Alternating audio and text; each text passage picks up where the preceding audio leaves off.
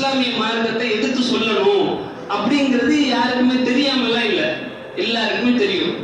ஆனால் அதை பிறருக்கு சொல்லாமல் இருப்பதற்கு பல காரணங்களை நம்ம இடையில நிப்பாட்டுவோம். என்ன பண்றது, நிறைய வேலைகள் இருக்கிறது, முதல்ல எங்க குடும்பத்தை பார்க்கணுமா இல்லையா, முதல்ல நாங்க பொழைக்கணுமா இல்லையா, அதுக்கப்புறம் நம்ம பிரச்சாரம் பண்ணிக்கலாம் என்று நினைக்கக்கூடியவர்களாக நாம இருக்கிறோம்.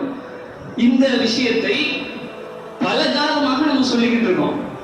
அதாவது தாவத் செய்யாம இருந்துட்டா நாம பொருளாதாரத்துல மேல வந்துடலாம் அப்படின்னு நம்ம நம்புறோம்.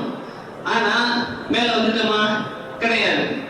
அப்ப அது பொய்யான காரணம். எப்படி வலையில சிக்கி இருக்கோங்கிறதுக்காக இதை புரிஞ்சுக்கணும். நமக்கு செல்போன் பார்க்கறதுக்கு நேரம் இருக்கும், டிவி பார்க்கறதுக்கு நேரம் இருக்கும், எல்லாத்துக்குமே நமக்கு நேரம் இருக்கும். அந்த நேரத்தை எல்லாம் நம்ம பயன்படுத்தும் போது நமக்கு பொருளாதாரத்திலிருந்து அதை விட்டுட்டு தானே அங்கிட்டு போறோம். அப்ப எல்லாம் பொருளாதாரம் பாதிக்கிறத பத்தி யோசிக்க மாட்டோம். ஆனா ஒரு தெருமுனை பையனுக்கு வாங்க, சும்மா நில்லுங்க அப்படின்னு சொல்லிட்டு முக்கியமான வேலை வந்துடும். வேலை பாய் இதெல்லாம் பார்த்தா என்ன பண்ண முடியாது, நம்ம குடும்பத்தை காப்பாற்ற முடியாதுன்னு அப்ப